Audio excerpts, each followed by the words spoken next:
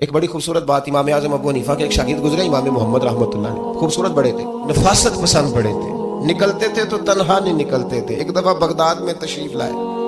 تو بغداد سے انہوں نے ایک بستی اور میں جانا تھا، تو وہاں یہودیوں اور عیسائیوں کا بڑا غلبہ تھا، تو مسلمان نعرے لگانے لگے امام محمد آ گئے، امام محمد آ گئے۔ کچھ پہلے ہی بڑے حسین تھے، ان عورتوں نے امام محمد کا جلوہ دیکھا تو دیکھا دیکھی کام کیا شروع ہوا، ایک نے دیکھا تو اتنی محو ہوئی کہ اس نے کلمہ پڑھنا شروع کر دیا۔ اس سے کلمہ سن کے تو دوسری نے بھی پڑھا، تیسری نے بھی پڑھا، چوتھی نے بھی پڑھا، بیبیاں بلند آواز سے مسلمان ہونے لگی،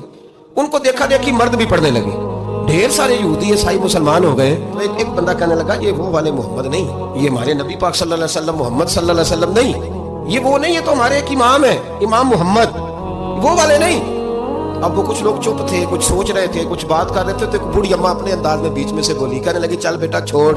ہمیں پڑھنے دے کلمہ، اگر مسلمانوں کے چھوٹے سے محمد کا یہ حال ہے تو بڑے محمد کا کیا حال ہے،